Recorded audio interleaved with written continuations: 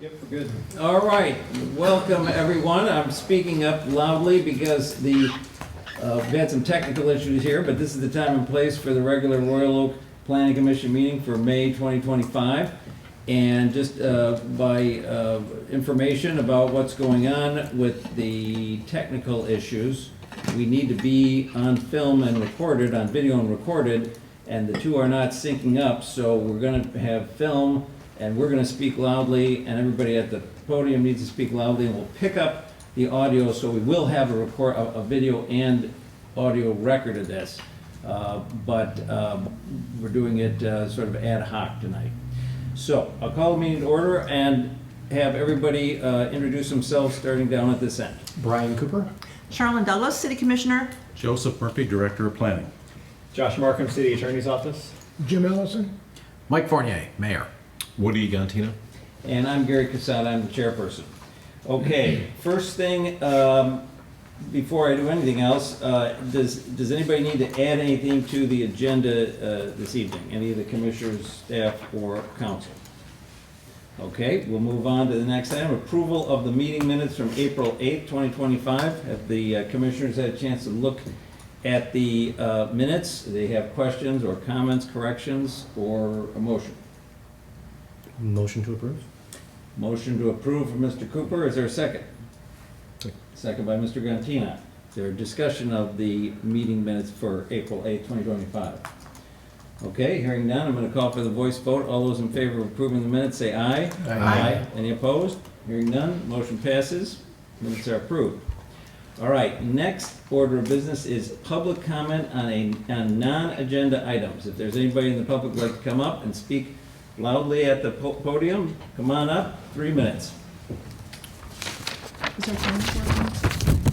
Good evening. Trish Oliver, Royal Oak resident since 1986. Free speech is being suppressed in Royal Oak. Residents can't come and speak with Royal Oak politicians at these city meetings without interference.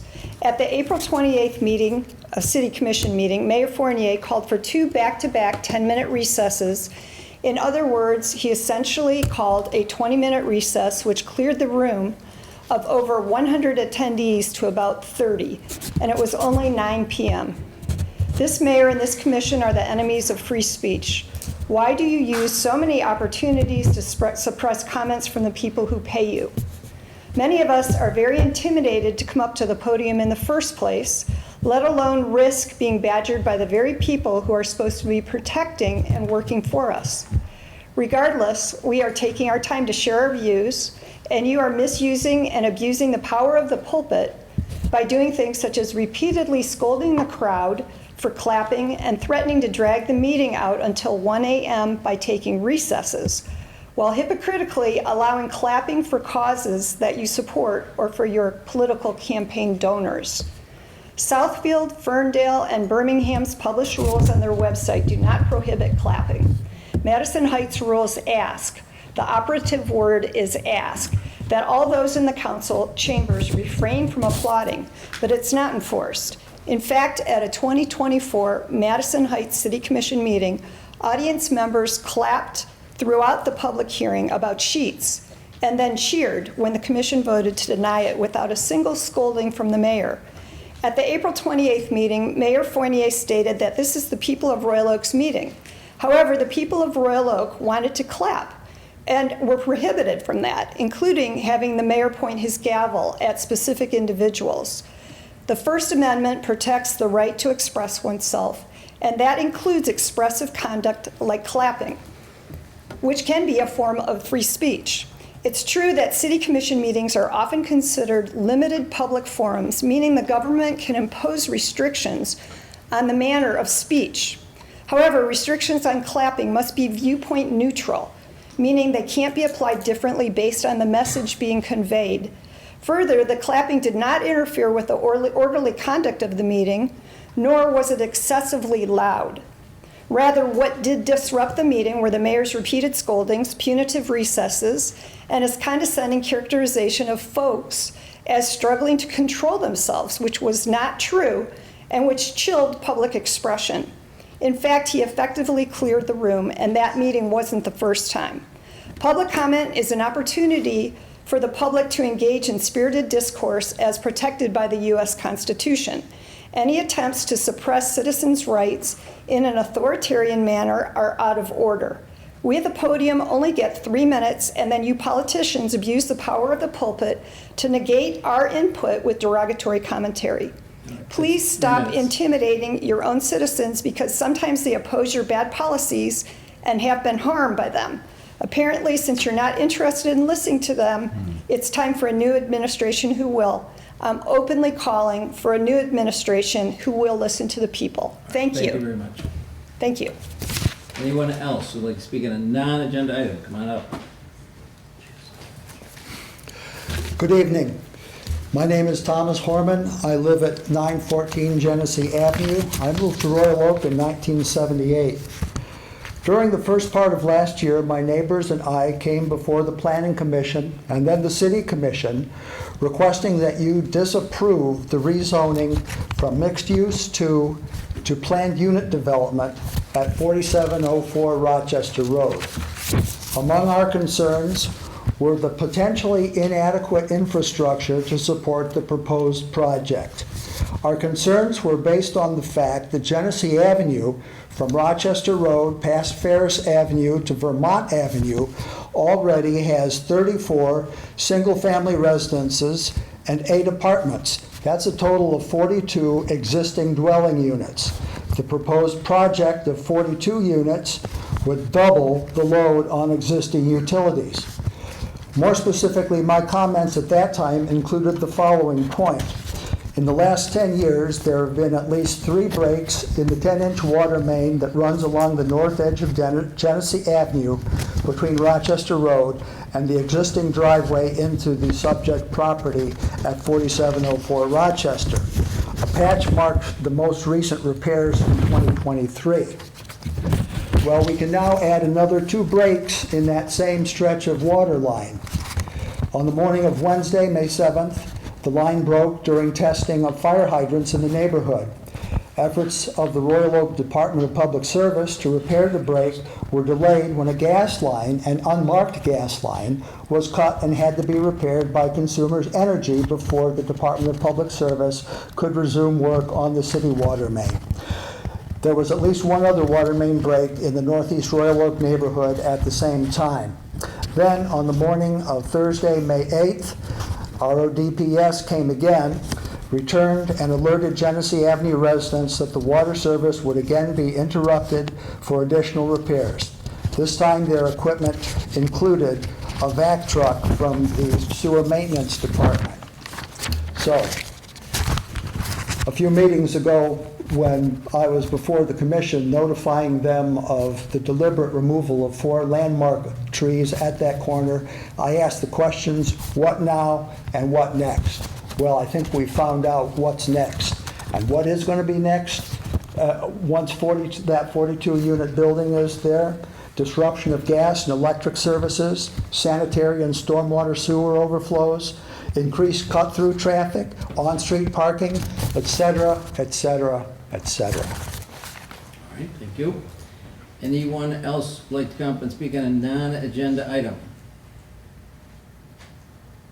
All right, seeing none, I'm going to close public comment and we'll move over to unfinished business. Mr. Murphy, will you tell us about 4A on special land use at 1423 Greenleaf Drive? Sir.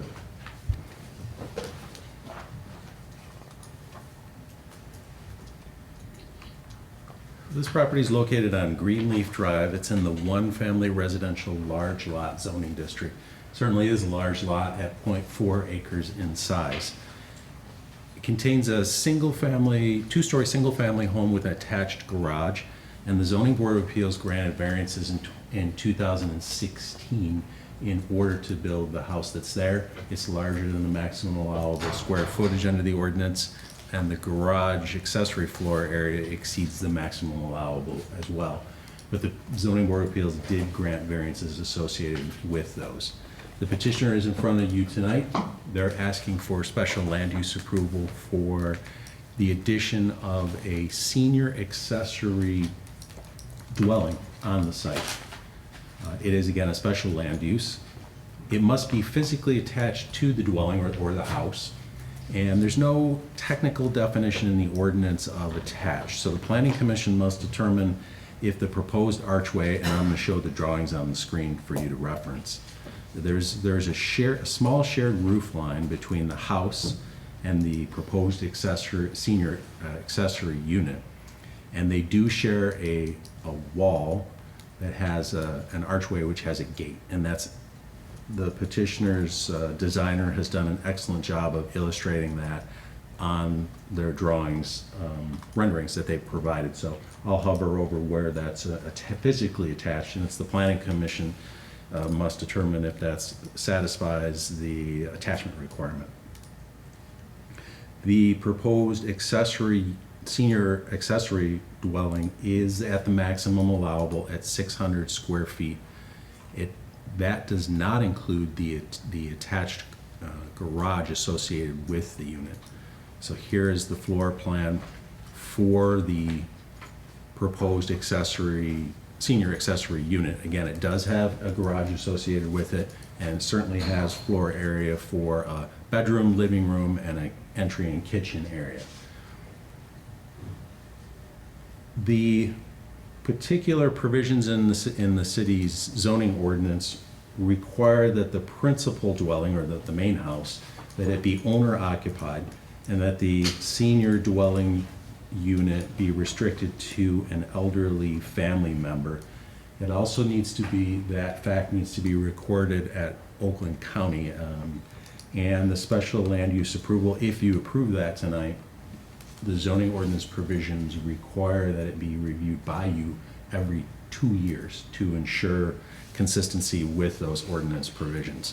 Now, I will point out that those current ordinance provisions have not been judiciously subject to any type of rational basis test, but in the master plan that you adopted at your last meeting, there is obviously very defined language in terms of allowing for accessory dwelling units and having zoning ordinance provisions written in the future when we rewrite the zoning ordinance to have much sharper ordinance provisions with regard to accessory dwelling units, and that they not be limited just to seniors. So this does require a public hearing, which my understanding is you opened in the prior meetings, since this was considered in the past. All right. I think it would be wise to once again hold a public hearing if you haven't already done so. I'm getting a funny look. Yeah, I don't remember, I thought the petitioner left and came back. I didn't know we opened the meeting on this. So it's wise to hold a public hearing. And again, it's only special land use permit that you're considering. The zoning ordinance and the state statute, for that matter, do not allow you to have site plan review for a single family dwelling, even if it has an accessory unit associated with it. So it's only special land use that you're considering. You can approve that. You can approve it with conditions, as you see in the suggestion motion, or you can deny their request. There is a recommended motion, and if approved, the petitioner would need to proceed forward to the Zoning Board of Appeals for some related variances. Okay, are there questions for Mr. Murphy? Okay, I have a couple right off the bat here. So we're really dealing with section 770-71 senior accessory housing, correct? Yes, correct. And applying the basis for that's specific language with regard to special land uses. Because if you're gonna build a senior accessory housing, it's a special land use. Yes. Now, I'd like to talk about the square footage, because if they have to go to the zoning board, it's not because of the new unit, if I understand correctly. I just want to be clear on this. This is 600 feet of living space and some additional space, but that's the off-street parking, correct? Because they gotta have off-street parking for one car for this, right? It doesn't need, yes, but it doesn't need to be within a structure. It doesn't need to be within it, but it doesn't count for the 600 feet because it's the off-street parking. Is that correct? Yes, that's correct. Okay, I just want to make that clear on the record what we're talking about. The fact that it's whatever it is, 600 or 800 feet, the garage isn't counting. Yeah. Okay. Again, I'll point out that Our planning consultant had astutely reviewed our current ordinance provisions. They've had a lot of public input about accessory dwelling units. They certainly heard from all of you with regard to it, and they're suggesting that looking at those standards and sharpening them significantly in the future if you decide to have accessory dwelling unit standards in a new zoning ordinance. Okay. Any other questions, Mr. Grantino? So along those same lines, then, if they do have to go back to ZBA, it is simply for the additional square footage being created over the 3,500. So they've already got a variance for over 35, they're gonna be even more over. That's the only variance that they would need? They would also need a variance because the existing garage or accessory floor area also exceeds the 800 square foot threshold. They were granted a variance for that. They're adding another one-car attached garage with their design, so they also further exceed the maximum allowable 800 square feet of accessory floor area. That was actually gonna be my next question. Oh, okay. Sorry. I thought that I read, well, at least the way it was, maybe I misunderstood it in the staff report, that with the floor area of the accessory unit and the existing, that they would still be below the 800 square foot for accessory floor area. Did I read that wrong? Let me read it again as clarification. Maybe there's another question and we can circle back to that. I'm looking at paragraph 3 of D in the staff report.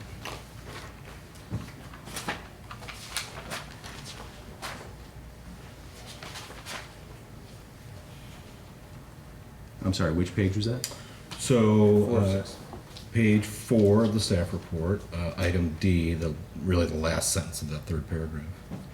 It just says accessory dwellings garage of 247 square feet would increase the total accessory floor area of both garages to 798. My apologies. Oh, just, I'm glad that members read the report. I just wanna make sure I was And understanding remind correctly. staff. It's been a while since I reviewed this one, so I do apologize. You are correct. okay, so they will in fact still be below the 800 square foot max for accessory floor area, and also doing some quick math, the resulting square footage would also put them below the 30% lot coverage standard, correct? Definitely. Yeah, thank you. So what does that mean? They do or don't have to go to the zoning board for that? They would for the maximum allowable square footage of living space. Right, over 30. For living space, not accessory space. Gotcha. Okay. All right, now we know where we're going. Any other questions for staff before we call the petitioner up? Okay, let's call the petitioner up.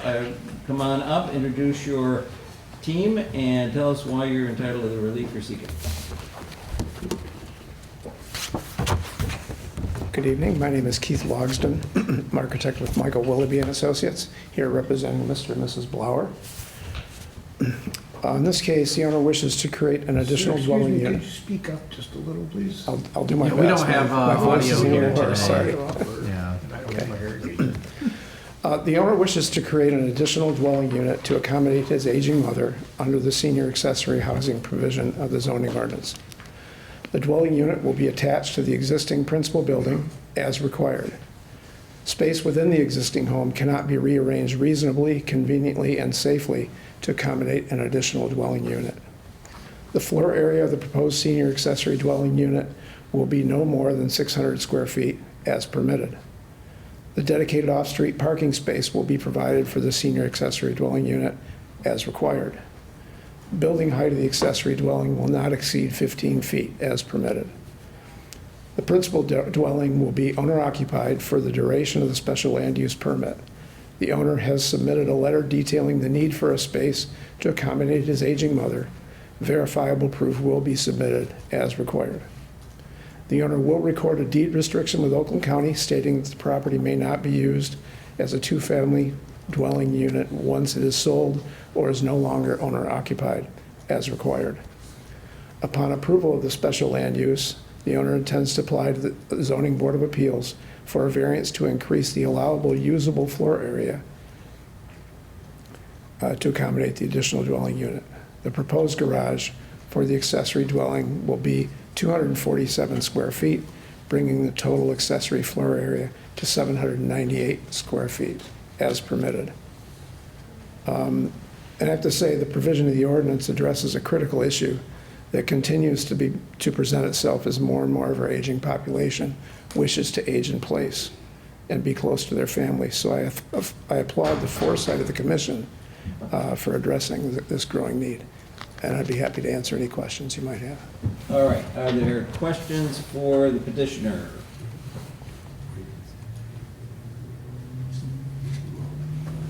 None? None? All right.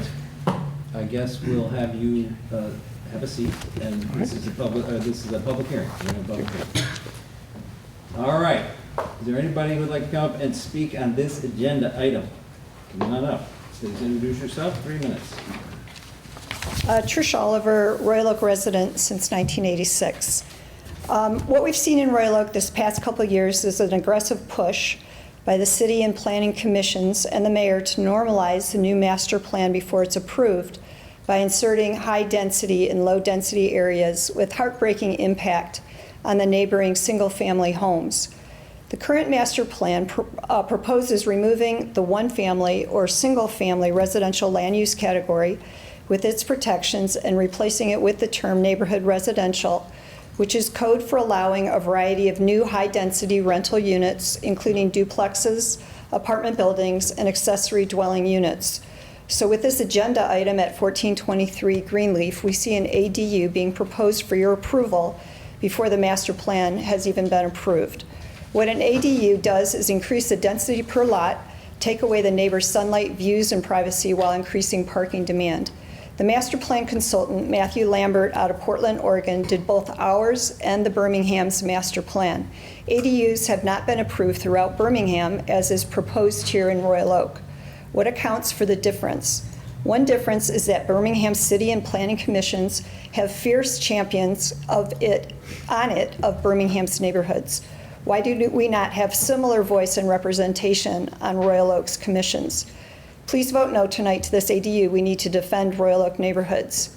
Thank you. All right, thank you. Is there anybody else like to come up and speak on this agenda item?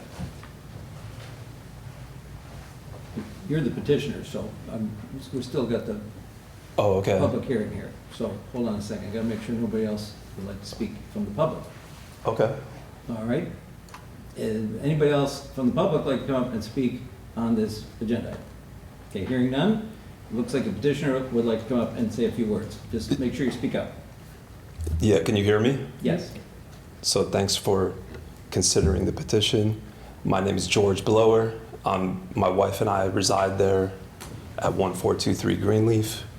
We are residents of Royal Oak since 2009. I'm also a business owner.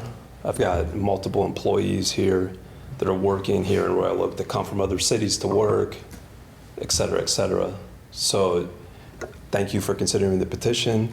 In response to the last comment, I mean, first of all, I would applaud the commission and the wisdom of having this provision, which our petition is, as my architect explained, meets the requirements. So the commission's already decided to allow these types of accessory dwelling units.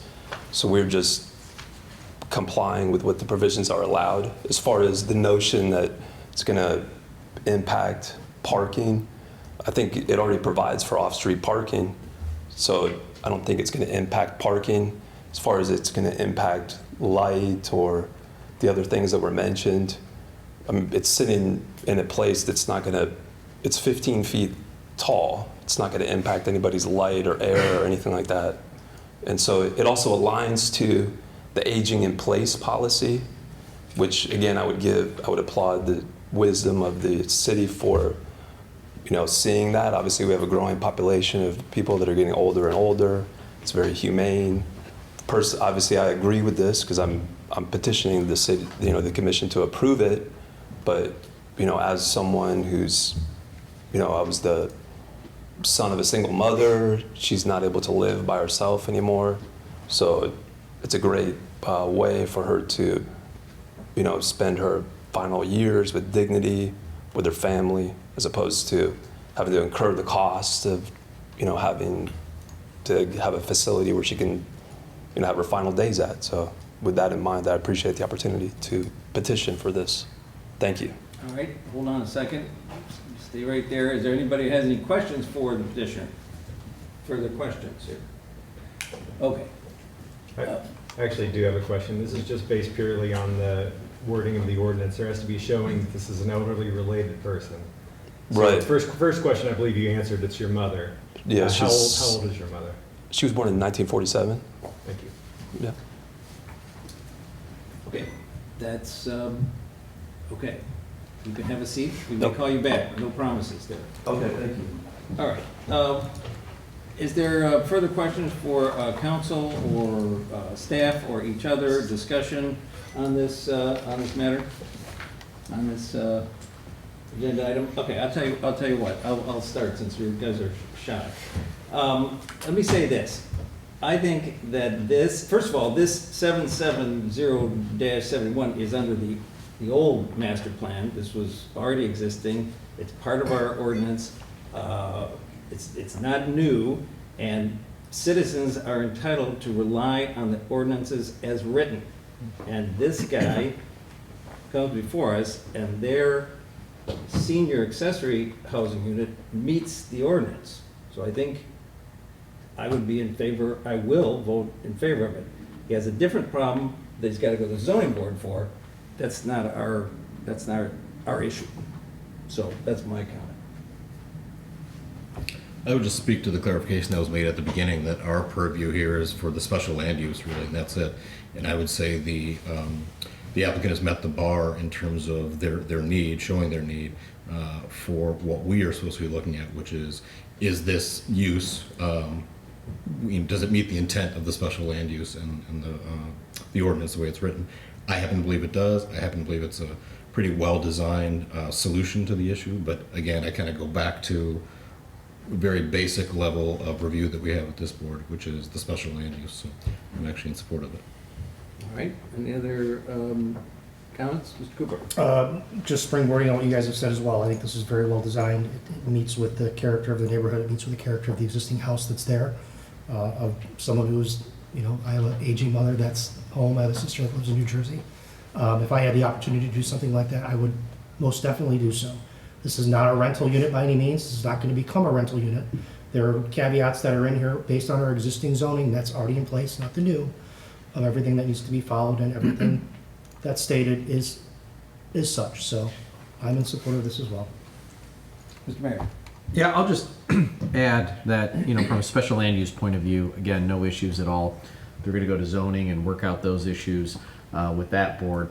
I'll just say, when we talk about this particular ordinance, it's a little hefty in here, but when we talk about ADUs and we talk about aging in place, this is a perfect example about how we can help keep families together. I mean, this isn't just about technicalities. It's about how do we keep families together? How do people age in place with dignity, like the petitioner talked about? And this is a perfect example. And I would just, be, it's just boggling sometimes how, in this particular situation, folks could misrepresent what this particular situation is. And I'll be supporting the special land use here. It makes total sense, and it's the right thing to do. All right. Mr. Ellison? I feel pretty much the same way as the mayor. We worked long and hard. I wish I could have done something like this to keep my mother in my house, but it didn't work out. But this is this is what we've got is residents who's moved in 2009. They've lived in our community. They've made an investment to stay in our community.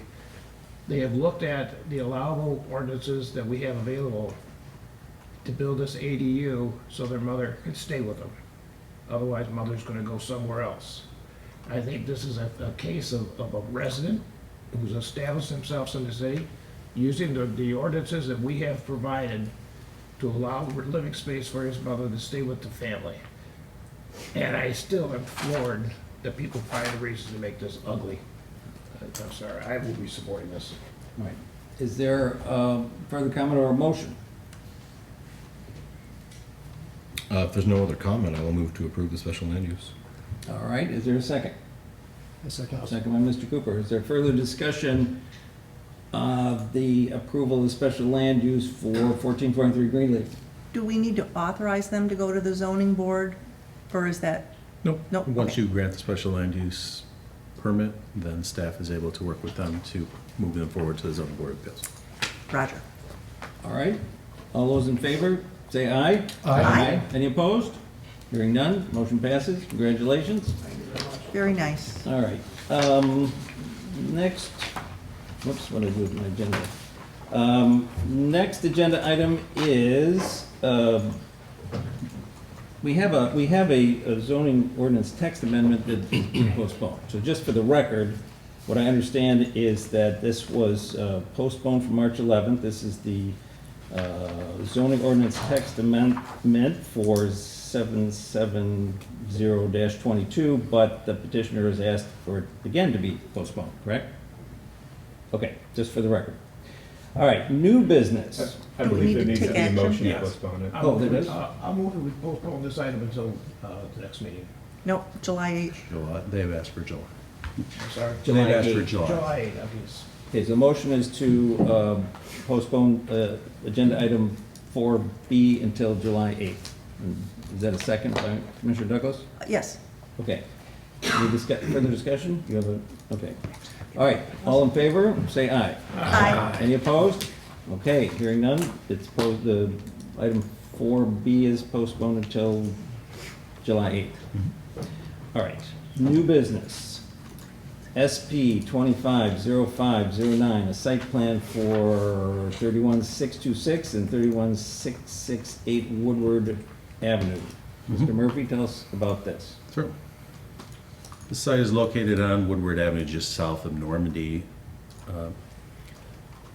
It currently contains a one-story single-family buildings. The petitioner is, and they can describe it in further detail, they're working with the adjacent property owner to the south. That business is Red Coat Tavern. They're looking to do some land transfers to make their site a little larger, and that results in their ability to redevelop the parcel on Woodward Avenue with a new 3-story financial institution. It also has an existing accessory parking lot across the alley. They're looking to refurbish that parking lot. They'll be resurfacing it, putting in a new 6-foot-tall masonry screening wall around it, some new landscaping, and new appropriate height lights to light the parking lot correctly. The proposed building is 3 stories in height, and it is 36 feet in tall measured to the roof line. We'll show their elevation. The Planning Commission does have discretion over the placement of the building, the design, and the materials of the building. You can see that on the ground floor, there's a very large percentage of the ground floor facade that has a glass storefront. The entrance to the ground floor is from the parking lot on the south side of the building. So the entrance is not directly off of Woodward Avenue, but slightly around the corner, logically based on where people are parking and the entrance and the layout of the floor plan. The site accommodates 56 parking spaces. There are, under the ordinance, 65 parking spaces are required. So if you do approve the site plan as shown, the petitioner would need to proceed forward to the Zoning Board of Appeals to seek a variance from the required amount of off-street parking.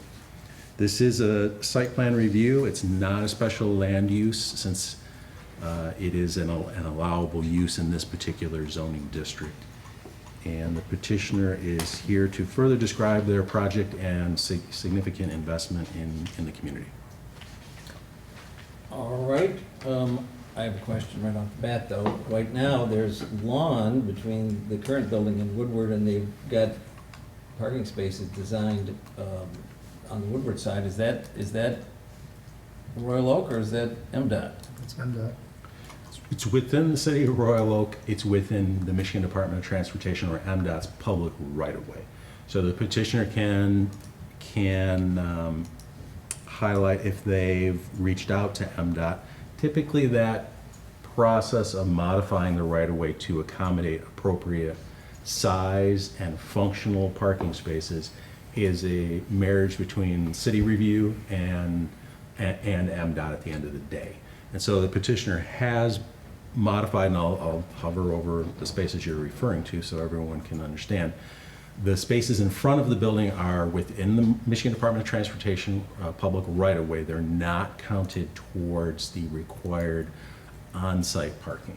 So while those parking spaces are available and they're proposing to do modifications to the right-of-way with landscaping and changing the layout, those are public parking spaces that are available to anyone at any point in time. Logically, many of their customers, as they'll express to you, would certainly park traveling along Woodward Avenue, would prefer to park there as a quick in and out. But there are public parking spaces available to anyone at any point in time. They're proposing to do the improvements to the current condition, which is less than ideal. Okay, and so I guess I just want to clarify, we have authority to grant, to approve the site plan, even though that's not in our jurisdiction, is what I'm hearing. Yes, and what happens is, as it moves forward, the petitioner will submit the necessary permitting paperwork to the Michigan Department of Transportation. They'll need to give much more detailed drawings, and if MDOT comes back with some type of slight redesign or a hard no on their design, they'll continue to work with MDOT on that, and we'll share in some of that conversation as well. But from our standpoint of functional, appropriate size spaces and functionality of a drive aisle at the angle they're at, they meet the standards. And based on a lot of the past practices that we've engaged with MDOT on reconfiguring parking spaces, this appears to meet their standards. Okay, very good. Any other questions for Mr. Murphy before we call the petitioner up? Okay, is the petitioner here? There you are. Come on up, introduce yourself and your team, and tell us why you're entitled to relief and seeking. Good evening. My name is Jim Schneider, Schneider Smith Architect. With me is Dan Fisher. He's the president of Citizens Bank, and also Tom Beauchamp from Henry Gant Construction Company. It's going to actually be the builder for it. So what's before you today is a pretty great success story. The bank moved here 5 years ago. In that 5 years, it's grown from 60 million in assets to 400 million as of today, is what Dan has told me. They have people scattered all over. They need a larger facility. They did a pretty extensive search of Metro Detroit for property. The leadership made a decision they wanted to be in Royal Oak, so they did an even more extensive search to find property along Woodward, looked at several sites, spent a great deal of time negotiating with two separate owners to try and put this whole deal together. So that's what's before you today. It's three. I would add that we are a resident in Royal Oak now. Yes. We remodeled the building at 32500 Woodward, just south of 14 Mile, in 2021. Right. So great for Royal Oak that they want to keep their headquarters here. With regard to the parking, we actually have 47 on-site parking spots. The requirement is 56, so we're 9 spots short. We are showing and we are going to approach MDOT about the additional potential for parking in the right-of-way. Redcoat has parking along there, so we will see how that goes. But given the parking numbers that we have, we're very comfortable. Given today's fluid business environment, the extent of electronic banking, flexible work hours, we're very confident that we have adequate parking with our on-site parking in order to maintain this facility. So as Joseph said, it's a 3-story building. It's going to be 100% occupied by the bank. The ground floor will be the bank lobby and support staff for bank customers. We've put the entrance where it's at for a couple of reasons. One, since it's a bank, there are some security issues. Since it's a multi-story building, there are some entrance issues. So we've consolidated the entry to the public bank lobby and the upper floors of the office all into one lobby area, so we have one entry to basically monitor and maintain.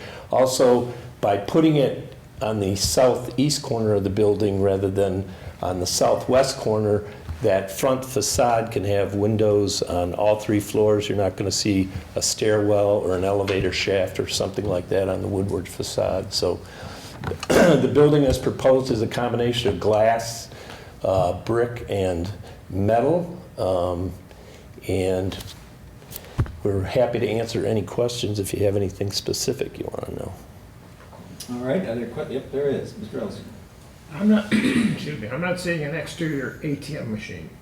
There is not, there's an ATM in the lobby. There's one right off, I see, looks like one off. There's actually a night, closet. that's a night deposit box. That's a night deposit. Correct. The ATM. The ATM is in the lobby. In the lobby. But there's no drive, no exterior. No drive-through, walk-up. nothing like that, No no. walk-up, okay. Is that accessible after hours? Oh, hold I'm on. sorry, Go ahead. Is the ATM accessible after hours? We have a similar situation in our current location, and the vestibule is open for ATM access. We have occasionally had to close it because in the wintertime, we've had people sleeping in the vestibule, so, but for the most part, it's available to the public. ATMs don't get as much use as they used to. People use Apple Pay and other things now, so just as drive-throughs are not as frequent in banks anymore, just because I think with COVID, most people don't come to the bank anymore unless they really have to. Scantina. So at your peak, how many employees would be in the building at one time? I would say around 50.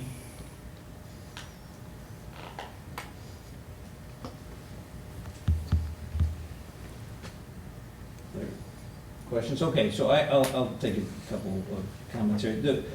What you have to go to the zoning board for looks like it's the parking, and then there's a setback issue.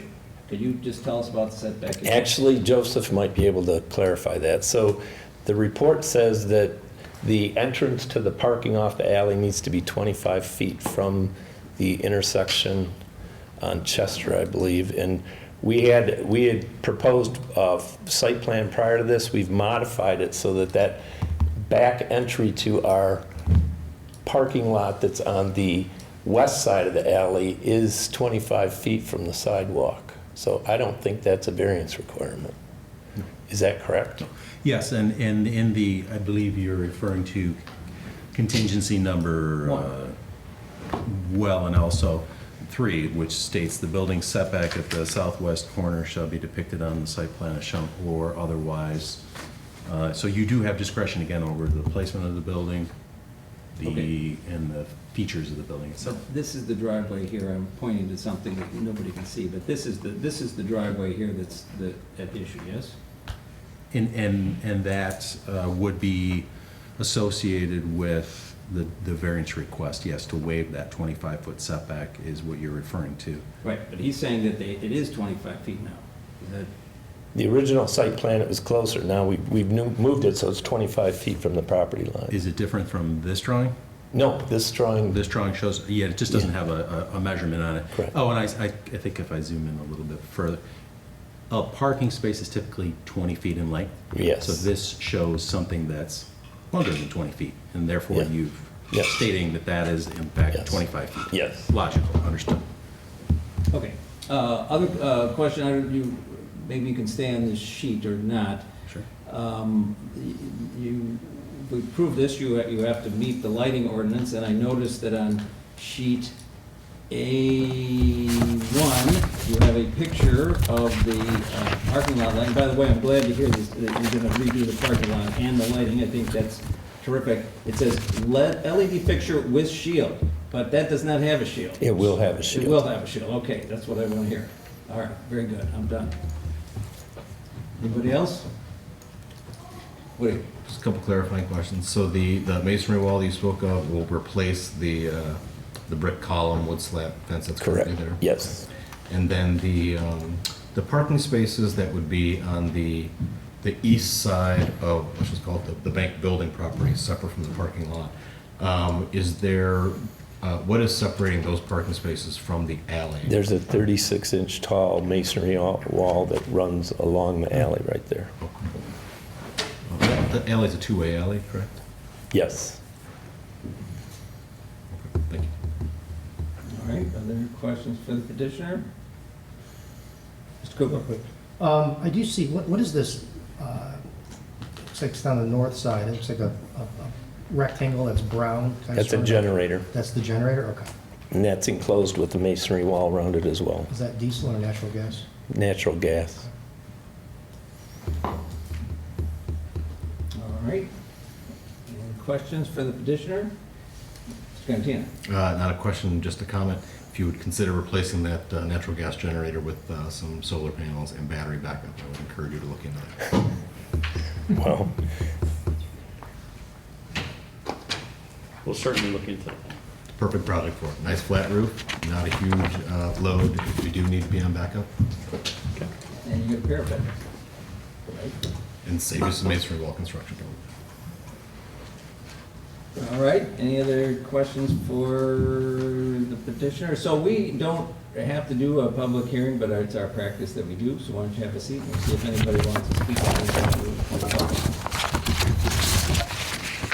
All right, does anybody from the public like to come up and comment on this agenda item?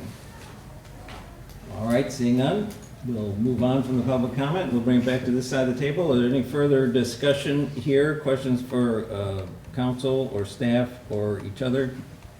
Yes, if one were to make a motion to approve this site plan, would one have to strike the phrase in item 1 about waiving the minimum 25-foot setback? And is there anything else that is affected by that? You mentioned item 3, but... No. Okay. So I will move approval of the site plan, striking the language in item 1 that says waive the minimum 25-foot setback between a driveway and a street alley intersection required under section blah blah. Okay. Is there a second? Mr. Cantina, a second. So, okay, the motion is to approve the site plan with the stated contingencies with the last part of the sentence in provision number 1 struck. Is there further discussion on this, or are we ready to vote? Mr. Mayor? Yeah, I'll just say it's a good use of the land there. It looks like we're bringing a little bit more green space to the property.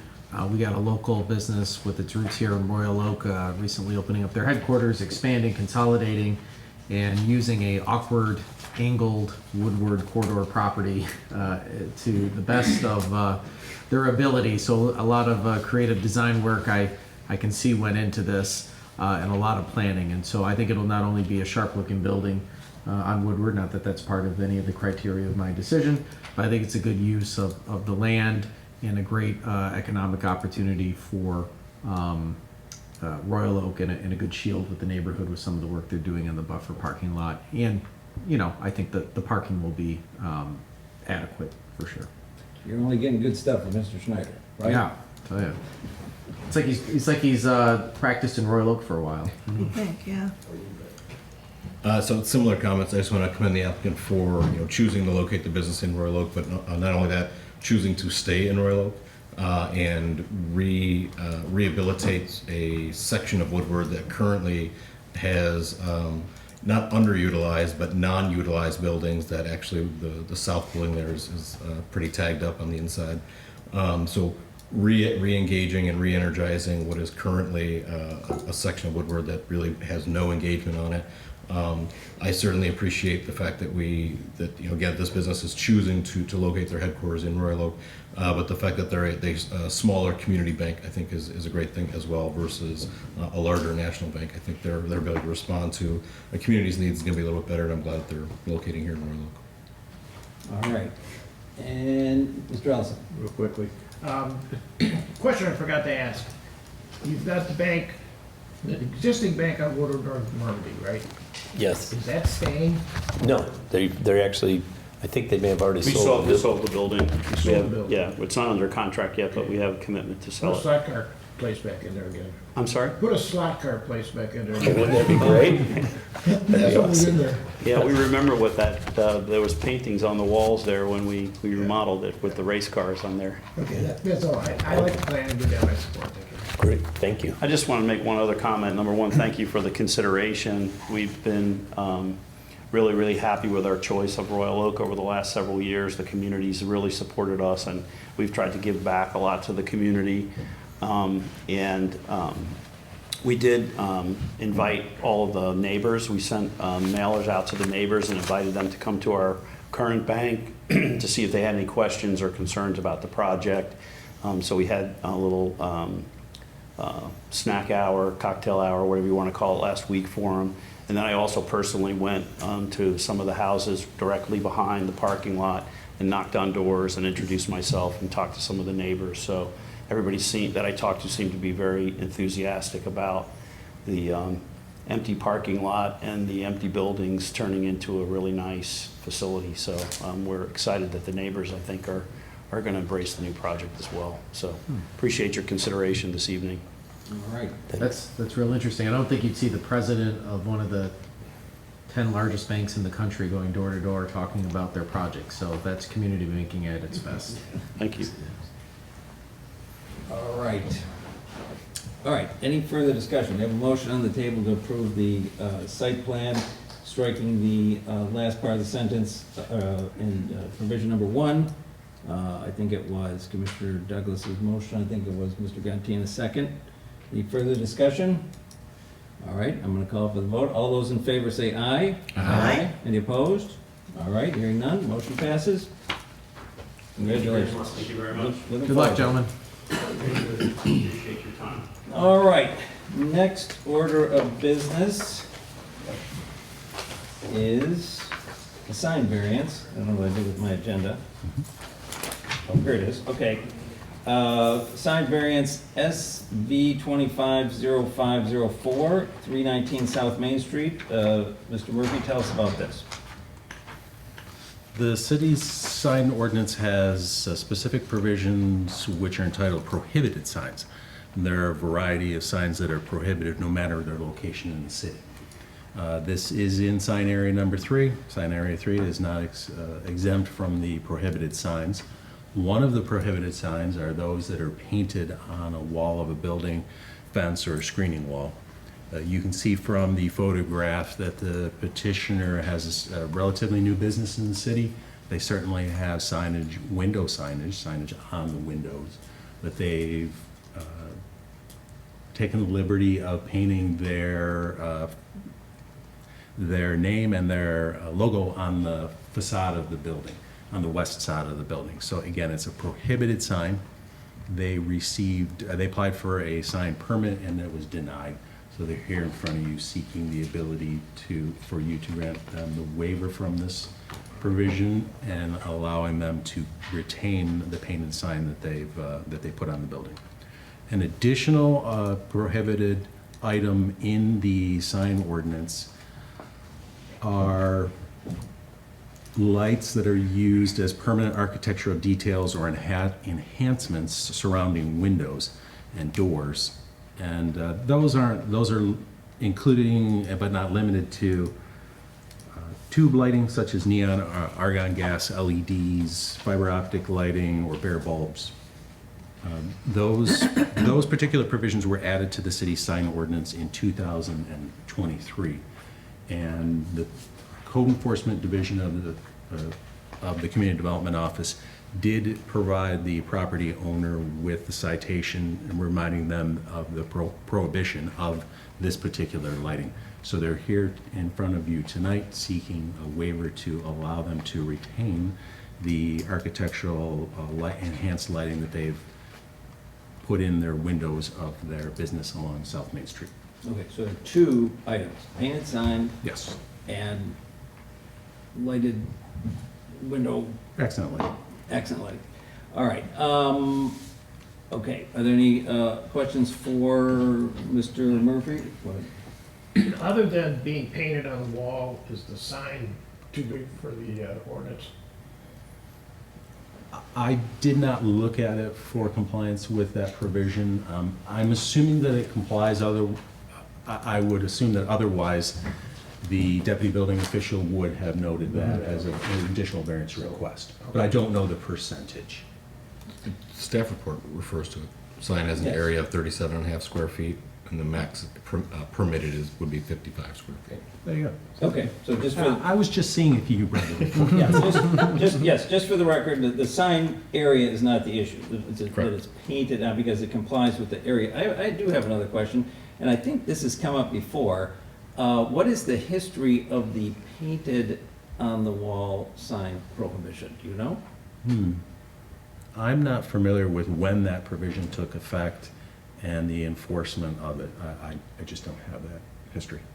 Okay, I mean, we know intuitively that roof signs with a bunch of structure and overhanging the sidewalk and the trim lighting, we sort of know where those came from. I just was curious if there's a history to the painted sign prohibition. I don't know when that was put in place, unfortunately. Okay. Or the reasoning behind it? It was an old change to the ordinance a long time ago. So they established the signboard, which we are now the signboard. But there wasn't a separate signboard after they redid whatever the zoning was to get rid of some of the overhanging signs, rejecting signs. That's where it all was, and I don't think it's been modified other than slightly since then. So that's what our answer would be, what the reason was. And that was a number of years ago, before I was mayor.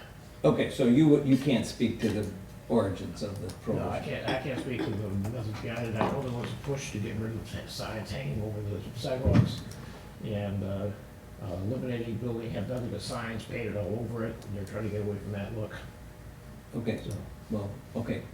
I'll add that it's not an uncommon provision amongst communities nationwide.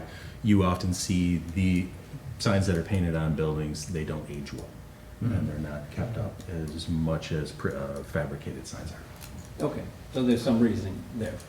That is a lot of logic. Okay, very good. All right, is the petitioner here? Come on up, introduce yourselves. Hello. And tell us why you're entitled to the relief you're seeking. All right. Hello, my name is Jordan Zupke. I've met some of you before. This is Martin Kazan. He owns the 8-Ball Tattoo Parlor that is subject to the variance we're requesting. I'm going to start at the last question, which is why paint and not, why no paint but we can have vinyl, which is kind of an interesting provision. I argued this exact same issue before, and I was granted a variance because I had a hand-painted sign on our building. But I was told when I got that sign, vinyl peels, paint fades. So no matter what, you're always going to have some sort of upkeep with the sign. But I think that, you know, when you look at the culture of American signs, it started with paint.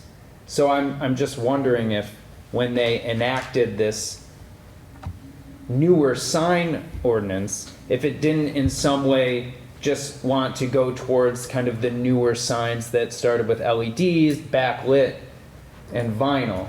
And now it kind of left the old.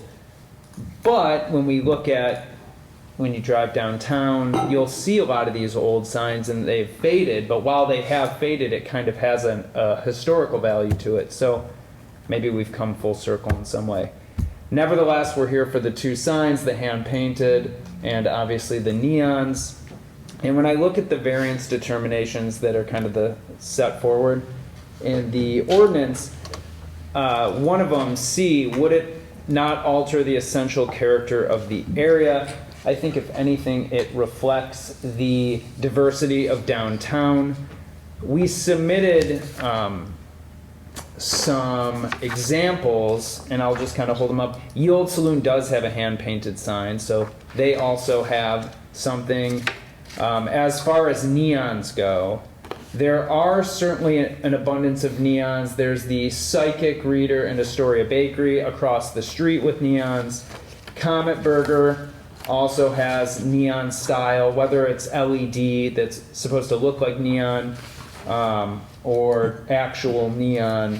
I mean, there are neon signs in the downtown corridor. I think that this building really is reflective of the character, the fabric of downtown. Going down to one of the other concerns that you're to consider, is there a monetary concern if the variance is not granted? I would argue that there is an additional cost. We have an effective sign in place. So to add a new sign would be costly to Mr. Kazan and the business. The neons alone cost $10,000. They're professional neons. They fit the exact window.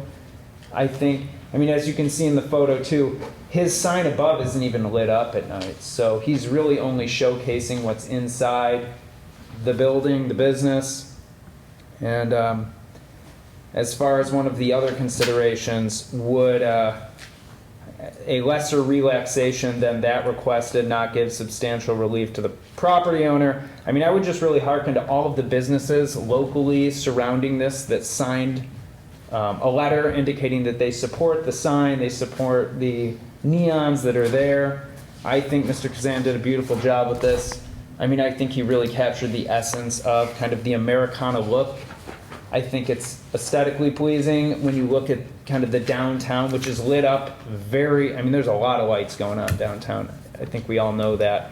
I also would make my pitch that the painted signs are more environmentally friendly, which is kind of an interesting caveat. Like, paint is a lot cheaper and I think environmentally conscious, and neon doesn't take a whole ton of electricity, though I'm not sure why the ordinance is so prohibitive of it. But I think it captures the uniqueness of downtown, and I hope that you'll consider granting the variance. All right, are there questions for the petitioner? Mr. Cantino. So why are we here? And I don't mean that in a snarky way. What I want to understand is, were you not informed of the fact that we had a sign ordinance and that a sign permit was required before putting the sign up? Or help me understand the chronology of how we got to tonight. Yes, I will. I got involved on a professional level after I was told that there was an issue with the signs, but I think it was really just he didn't know. You know. Yeah, I would say that my sign painter had done some other signs in Royal Oak, and I think he was like, as long as he knew about the rule of it being 10% of the total fascia of the building, so he was like, as long as we're the right size. And again, I think going off of what he saw in the city of Royal Oak, he was like, there's hand painted signs on buildings in the city, you know, Ye Olde Saloon along with a couple other things. So he was like, I guess, yeah. But he did not go forth with pulling the permit, which I just didn't know that was what he was supposed to be doing at the time. And then as far as the neons go, it was just, you know, there's places all up and down the street that had neon framing. You know, there's a couple other examples like Desert Oasis, where like the whole fascia of their building is basically a light. You know, so there's a lot of these like lit up buildings around me. And again, like he said, we were kind of going for this old Americana look of like a classic tattoo parlor. So, you know, hand painted signs, neons, these are all kind of part of that history. So we were trying to bring a little bit of that to the city of Royal Oak. I'll add that I went for a casual walk, and you're never not working when you're an employee of the city, when you go for a walk at a lunch hour. And I noticed we had assisted the petitioner to obtain a use variance to have his business downtown. And I noticed he was up and running, and I noticed the painted sign, so I informed code enforcement with regard to that last fall. I didn't tell you on you with regard to the neon. Okay, thank you. All right. Other questions for the petitioner? All right. I will say this. I'm a little consternated. I think that if you would come to us ahead of time and given a pitch, that would have been one thing. I think that one of the I'm going to say one of the arguments, I understand why you're making it, is look at these other places. They have trim lights. That's why we passed the ordinance, because we want to stamp those out, because they are glary and tacky, and we don't think it helps. Okay, that's why it was passed. Now this is a little different. I understand you had a theme in mind, and Comet Burger has the same sort of thing. Maybe it's whatever you call it, retro, kitsch, retro, or whatever. So I get that. But I am very consternated that this wasn't brought to us ahead of time, because I am really, you show the picture of that smoker's place. I almost had a conniption when I saw that. I can't believe I think they probably got in just before we changed the law or something. I don't think most of the pictures you showed are enhancements to the area. So that's why we have the ordinance. So I'm very consternated about it. That's my comment. I'm gonna go in a little different direction, I think. When I first saw this, I go, oh no, that's not good. It's got the lights in the windows and it's painted on the wall, but you know what? It looks damn good. I mean, it really does look really nice, and it was done. When we put in the ordinance for the lights, we were trying to avoid those people that are hanging Christmas lights inside their window, because this does not look tacky. This looks very nice. Yeah, our city has a history of being a little eccentric on something, and that bring Roar Leather to mind, who had out on the edge for their signage, and they're still here. 35, 40 years later, they're still here. This building is located in a block that seems to have a lot of transient tenants in it that come in and out, and it looks like you've invested a fair amount of money into this to make it good. And quite honestly, I don't think the average person is going to be expecting a tattoo shop in the middle of Main Street on either side of a bakery or whatever it is. It's just, to me, it just kind of feeds into what Royal Oak used to be and is still to a degree. And I'll wait to hear my colleagues say, but I'm not that opposed to this. Mr. Mayor. Yeah, I think we have a case here where, everybody's coming from good intentions, right? So I think we had a case where they hired a contractor that, knows signs. And just like we would, if we wanted a tattoo, we'd go to the expert. You hired an expert that did signs and, gave them some information or did some things that may not be fully compliant with the ordinance. So I don't think we're here for, hey, let's try to do something and see if we can get away with it until we get caught. I don't think that's the case at all. I believe the petitioner, I take them at their word. In the downtown, I've always had an issue with this ordinance in terms of lighting around the windows. When you get outside the downtown and you're driving down Rochester or Crooks or other areas that are really adjacent to neighborhoods, and you don't have the nighttime activity and all of that, I understand why we passed the ordinance in terms of people putting LED lightings, come jump in, see, whatever. Totally makes sense. In the downtown, a highly active area that is just a, light pollution factory everywhere you go. And I think they showed lots of examples of that. I understand some of the hardships, but I also see some of the, less of an impact when it comes to some very elegant neon lighting as well. And so I know we shouldn't rewrite the ordinances on a case-by-case basis, but I still struggle with businesses in our downtown not having a little bit of our ability to have artistic flair in their windows, and would love to reconsider Zone 3. And so, but I think in this particular case there is some hardship.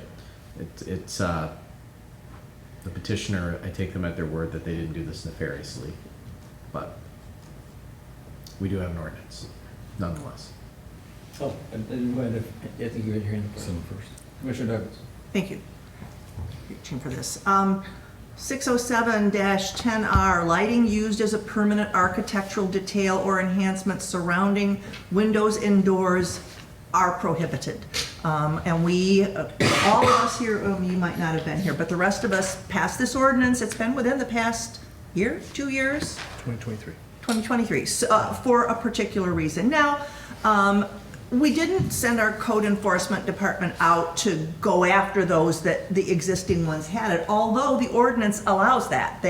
Code enforcement could go require businesses to remove those.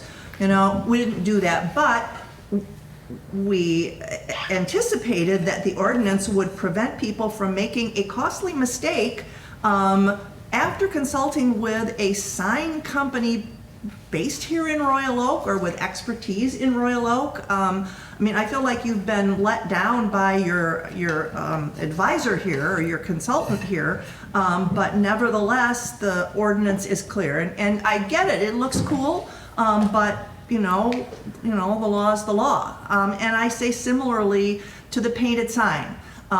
We allow this, and we're going to have some people knocking on our door in the next, 6 months saying, well, you let them have a painted sign, why can't we have a painted sign? If we're going to change our ordinance, that's fine. If we want to do things differently in downtown, perhaps we should be talking about that, but that's not what is in front of us today. So Chair Casada used a good term earlier, consternation, because I don't so much have an issue with the sign, because it's meeting the size requirements and whatnot. I do believe it was an honest error on their part, but I'm sort of on the same boat as Commissioner Douglas in terms of the neon lights. When we changed the ordinance to prohibit those, it was to prohibit a certain type of lighting, and it was with a certain intent. I happen to think what they have here actually is done pretty tastefully. I do think it looks good, but at the same time, I don't believe the intent of the ordinance language that changed was intended to address things like this. Nevertheless, it is the ordinance. And so I think the consternation I have is it's becoming a bit of a subjective issue in the sense that who's to say that the lighting in the window that the ordinance prohibits is tastefully done or untastefully done. I don't think it's fair for us to be making that sort of judgment as to whether or not it's okay because it's tastefully done or it's not okay because it's an LED that's too bright. So that's where I have a little bit of consternation around the lights. The sign, again, I would prefer it meet the ordinance, but at the same time, to a degree, it does from its size perspective. The lights I'm still hung up on a little bit. I think they look good, but the ordinance is the ordinance. All right, I'm going to respond to that because I think the point of the ordinance is not environmental. It's not for that reason. It is an aesthetic issue. And so I know we don't want people on the side of the table just saying, well, I like it, I don't like it. But it is about aesthetics. It is about light glaring in your face.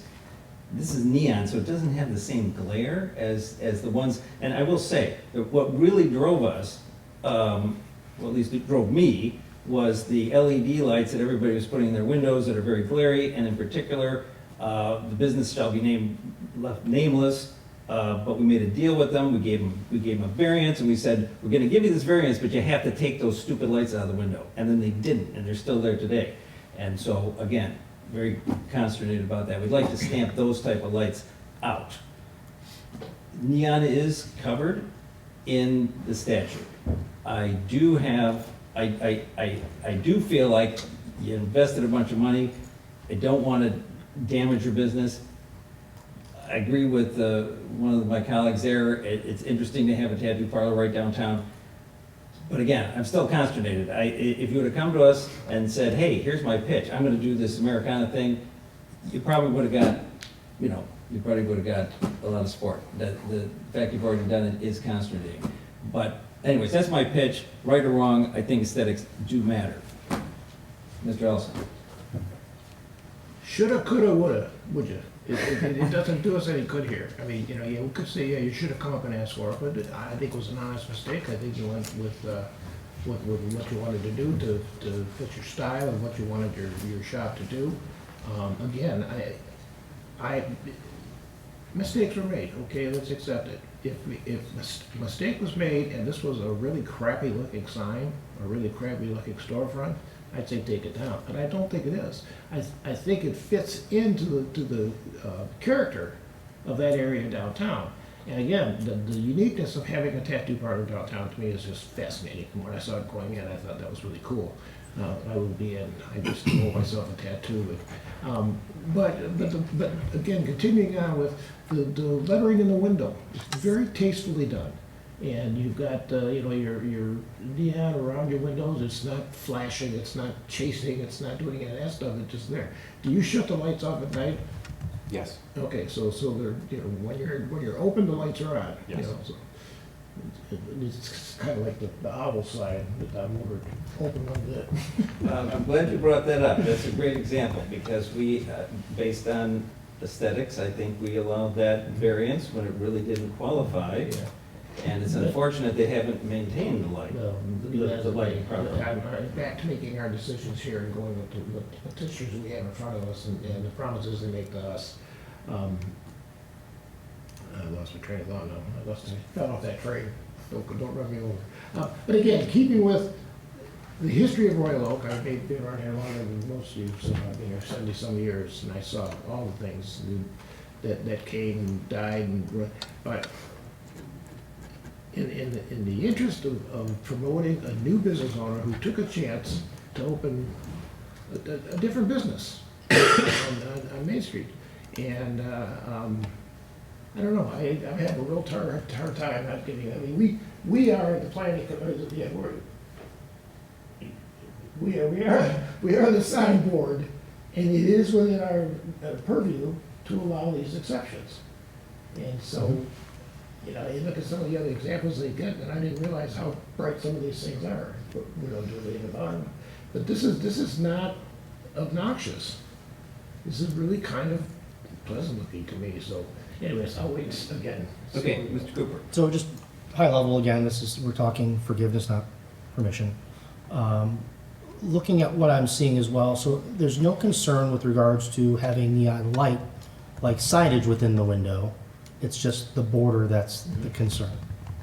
So you can have a lit up sign that has whatever you want on it, you just can't have the border frame. There's a limit. Well, based on square footage. And number of signs. Correct. And we don't have a historic district or anything of that nature within the downtown area, do we? And I only ask the question because doing a lot of work in downtown Detroit, we take a lot of effort to restore things that look very similar to what these are based on storefronts that We do have some were appropriate for the time. classified as historic. I mean, the old bank building, I don't know if it's designated officially, but it always is considered historic.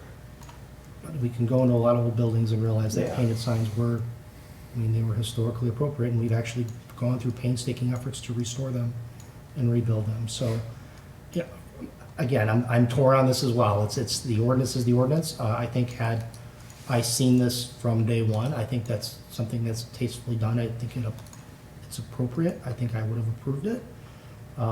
That's where I'm torn as well. Mr. Mayor. Yeah, I mean, you bring up a really good point. I think again, if this were in front of us before, the case could easily be made to say, look, this is part of the art, that's coming to this particular location. It is in harmony with the image of the business. The painted sign is historical. The neon is historical. Our downtown is historical. We approve murals on a regular basis.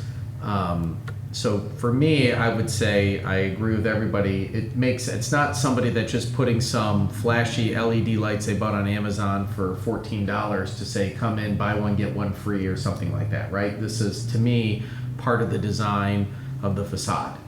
And less of a sign and more of a facade design that is reminiscent of an era and with the business and how they're doing business.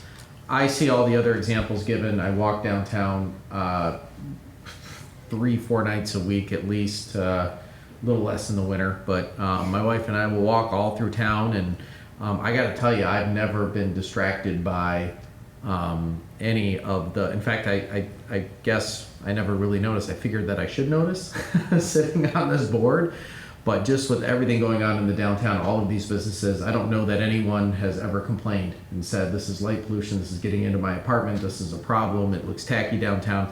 I've never received a complaint. I've never even noticed it myself. I have noticed it in other stretches of road within Royal Oak where it gets a little darker and quieter. So for me, I get the consternation, but I also have to take the petitioner at their word, honest mistake. I don't think they would try to get one bias by spending $10,000. If they put a few $30 Amazon LEDs up there, they might be trying to get one bias, but I don't think they would have made this sort of investment if there were any ill intentions. And so therefore, I think we can draw a line in the sand and go back and view this as if this were the first review of it in some sort of plan. That's my opinion. So in looking at the front facade, there are in fact 2 other signs that are neon. The walk-ins welcome above the front door, and then the tattoo gun open sign. And just for clarity, those are fine, there's no issues with those? They weren't in the write-up. They were not in the write-up Okay. and they were not individually noted by the individual that administers the sign ordinance on a daily basis. Okay, so we're going to accept that those were accepted or acceptable, or at least I will, based on that answer. Okay, that was my question, because that does sway my opinion a little bit. Well, now that you bring that up, you know, you could have a motion like we had before, which didn't work very well, where we say, well, maybe we approve this, but you're gonna agree not to put any more neon on this facade. Raise your right hand. I'm gonna take the fling on this, and you guys can do with it what you want. But I'm gonna move that we allow them variances they're looking for, under the condition that they highly maintain the lights, if the lights go out, fix them right away. Highly maintain the sign, if it starts to peel or something like that, get on it right away. But I like it, and I'm gonna take a chance that, you know, my colleagues will support me on it. I think it's a great addition to downtown. It's really, and I hope it works like it, so. All right, I don't know if this is that required a public hearing, or just, is that practice a public hearing? We did do public notice, so. Okay, it's well, why don't you have a seat, and we'll ask if there's anybody in the public who'd like to come up and speak on this agenda item, sign variance. I'll consider a motion, I think that's what Did you make a motion? Yeah. You did. Oh, okay. All right, sorry about that. Anybody in the public want to speak on this agenda item? Okay, seeing none, I'm gonna close it and close public hearing. Can he repeat that? Motion. Repeat the motion. Yes, you need to. Yeah, and my motion was to approve the variances as requested, with the contingency that they keep up maintenance on the lights. If the lights burn out, fix them right away, don't wait on it. If the sign, paint on the sign starts to peel and starts looking tacky, repair it. Keep it looking like I'm looking at it right now, and you're good. Okay, so the motion is to accept both requested variances on the condition that it's maintained in the same condition. Yeah. Did I state that right? Yeah, I mean. Okay, is there a second? Second by the mayor. All right. Is there further discussion here? I'm sure there is. Well, I have a question on the, generally in support of the motion, with the only caveat or question being, do we not already have ordinance language on file that would dictate the maintenance of, certainly the sign, maybe not the lighting, but I would think the sign, correct? Correct. All right. I'd just like to add in that I think with 99% of the businesses, you have to worry about signs getting dilapidated and stuff like that. If you're talking about a tattoo parlor, I don't think anybody's going to go in there and get permanent ink from somebody who's got a dilapidated sign. that kind of oddly factors in. You like that permanent ink that looks just like this sign. It's fading. Or maybe that's what they're looking for. You know? That's the tattoo I'm looking for. But I think that the motion, if I stated it correctly, and I might have twisted it a little, but I think the idea is that this petitioner is already under different requirements because of the sign ordinance, such as you can only have so many neon signs or lighted signs in the window. You're not supposed to put paper signs up. There's limitations on that. And I think the point here is to express to the petitioner that if you want to play ball with us, you're going to keep that a high priority, that you're going to hear all of the Don't sign without permission. Yeah, which you're not supposed to do anyways, but people do it. But this petitioner is going to make a deal with this, I think, if we make it. If we make it, yeah. Chair. So, Mr. Meacham, let us say that the code enforcement department took this ordinance to heart, that we approved the variances requested here, and that code enforcement acknowledged that a variance had been granted, but took the ordinance to heart and started demanding that other businesses remove their edges, their lighting around the edges of their doors and windows. How would that affect our case, our legal? How would that affect us? Okay, the question is for council. Yes, Mr. Meacham. Or Mr. Murphy. Well, I'll say that that is not a hypothetical scenario that has started to occur. Oh, tell me more. More recently, the code enforcement has been going around and issuing notices. Oh, cool. Yes.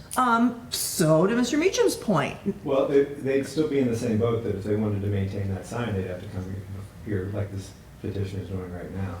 So it doesn't do away with the ordinance entirely, but it requires them to do something to get in compliance with it, or else they would have to remove it.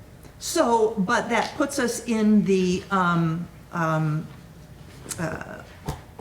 lost my word here, you know, in the position of making aesthetic decisions on our own. Oh, you can have it and you can't. Subjective decisions. I'm still with the city attorney I here. understand your point there, but who's got the floor here? I do. Two hands, you're still, I'm still talking. okay. Go for it. So what, does this leave us vulnerable in any way? Legally speaking, you would still be able to enforce the ordinance as is and continue to do that, continue ticketing people that are in violation of it. It would obviously be a consideration for this panel when people come in and request particular variances that something's been done to another business in the past, but you're not bound by that. Each decision is an individual decision that stands on its own. Okay, thank you. Okay, you guys had your hands up. Okay, so I do want to respond to Commissioner Douglas. So I think that you're making an excellent point, is that you have a written ordinance that is supposed to be neutral, and if you're going to be subjective about it, then that's a slippery slope. And I do understand that. But I also would make the point, the petitioner provided us photographs of the different places, and if there isn't an aesthetic qualitative difference between Desert Oasis and Smokers, then I don't know what planet you're on. I mean, it's significant. And so what do we do about that? You know, there's some difficulty there, because the idea was to diminish people putting tacky, glary lights up that make us look tacky. You know, it's not good for business. You know what's good for business? Cleverness, elegance, good design. That's good for business. And I mean, that's a fact, but go ahead. If we've got signs out there, code enforcement writes a ticket on it, write the ticket, then they've got to come to us and explain why they got these lights up there, and we can do the same thing we've done with these folks, and decide if we gave them a variance and we told them to take the lights down and they didn't, well then, you know, they spoiled that chance, no second chance on that one. But if we're just enforcing, we're not creating an ordinance to get them in trouble. The ordinance is there and they chose not to follow it, or the ordinance was there and they weren't aware of it, and so they come to the sideboard looking for relief. I mean, that's the process we have here. That's why we have citizens up here and these committees to you know, look at the decisions made by some bureaucrats. And I'm looking at, this man's probably got a ton of money invested in his business. It's an unusual business to be in downtown, and I just want to give him a good chance of succeeding, because I'd like to see him succeed. And you know, for us to start saying, well, you can't do that because we have this ordinance that says you can't do that, and we can't even remember why we've got the ordinance, and you know, I think we have enough discretion that we can look at that and decide if something, yeah, it doesn't fit the ordinance 100%, but to damn nice sign. Then I understand. I would just also say, and I'm not sure exactly how I'm going to vote, but you know, if they would have come to us, this is not the only design that they could have done that promotes the look. So it would have been nice if they would have come. Yeah, it would have, and we wouldn't have this problem. When we Right. got permission, we would have told Right. no, we would have said yes, but they didn't. But they And so, didn't. so are we going to tell them to take it all down because they didn't come to us, or could we look at the latitude we've got and say, yes, we do like it, slap you on the hand, you should have come to us, maintain the sign so it looks, just, I want to see this, every time I see the sign, I want to see it look like this. Okay, and that's up to you, and if you don't, then we're gonna send code enforcement out, and you're gonna lose it, so that's kind of where I look at it. All right. Can we have one last say? You certainly may. Come on. We will never be back before you. Thank you, though. Give him a chance. He put a lot of money into it. It's tactful, I think. Give us a shot. We're asking for the variance. That's the very reason for the variance, Ms. Douglas, is that you can overrule what's written. And I think this is worthwhile exception. And you, next time, rather than ask for forgiveness, we'll ask for permission. But it's a lot more expensive to do it the way we did it this time, which certainly adds to kind of the pressure of it. So hopefully you'll consider it. And is there anything else you want to say? Yeah, I would just say, because I know you wanted to. My business is like aesthetics, you know, and I would never let, you know, like everything is about like the art, like the front of my business is art to me, and it's very important to me, you know, that I've traveled the country and worked all over the country in different tattoo parlors and took inspiration from that and tried to bring like the best view of what I think a classic tattoo parlor looks to the city of Royal Oak. And I really appreciate any consideration you have for that, so thank you. All right, so we have a motion on the table, which is to grant the two requested variances on the condition that the facade is kept up and maintained in its current condition. And I forgot who seconded it. Oh, the mayor seconded it. So that's where we're at. Is there any further discussion? Commissioner Douglas. Yeah, so I'm going to reverse myself here. Based on item F in the requirements, which says that the variance would do substantial justice to the applicant as well as to other property owners in the immediate vicinity that would be affected by granting the variance, considering the public benefits intended to be secured by this chapter and the individual hardship that will be suffered by a failure of the Planning Commission to grant a variance. I think the petitions from neighboring businesses are the ones that would be affected by granting this variance, and they've made that case. Now, several of them also have like stuff around their windows, so I'll have to say that. But I mean, to me, the support of local businesses and this clause, I think, override my legal concerns here. All right. I just want to make sure, they're still required to get a sign permit, or am I not understanding this correctly? Where because they applied for a sign permit is why the variance agenda item got ticked off? Like, I guess despite any granting of variances, permits are still required, correct? Yes. Close it again?